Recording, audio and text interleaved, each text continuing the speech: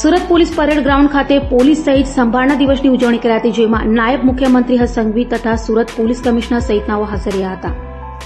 સુરતમાં પોલીસ સહિત સંભાળના દિવસ નિમિત્તે સુરત પોલીસ કમિશનર અનુપમસિંહ ગેહલોતની અધ્યક્ષતામાં પોલીસ પરેડ ગ્રાઉન્ડ ખાતે શહીદ થયેલ જવાનોને પુષ્પાંજલિ અર્પણ કરવામાં આવી હતી. તો આ પોલીસ સહિત સંભાળના દિવસે શહીદ જવાનોને શ્રદ્ધાંજલિ આપવાના કાર્યક્રમમાં ગુજરાત રાજ્યના નાયબ મુખ્યમંત્રી હર્ષભાઈ સંઘવી હાજર રહ્યા હતા અને શહીદ જવાનોને શ્રદ્ધાંજલિ અર્પણ કરી હતી. દિવસે છે આ દિવસે દેશની સુરક્ષા, શાંતિ અને કાયદા માટે પોતાને શહાદત અને પ્રાણ ન્યોછાવર કરનાર વીર શહીદોને યાદ કરવાનો દિવસ છે. આ વર્ષે દેશના અલગ અલગ રાજ્યોમાં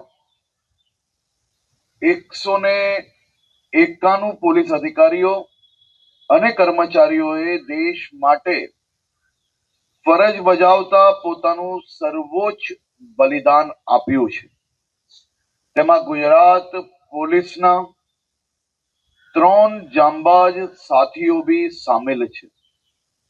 આપણે સૌ આજે વીર શહીદોને અને તેમના પરિવારને સલામ કરીએ છીએ. રાષ્ટ્ર અને આપણું રાજ્ય તેમના હંમેશા ઋણી રહેશે. અને રાજ્યના સૌ નાગરિકો વતી હું આ 191 શહીદ વીર જવાનોને અને એમના પરિવારને વંદન કરું છું, નત મસ્તક વંદન કરું છું.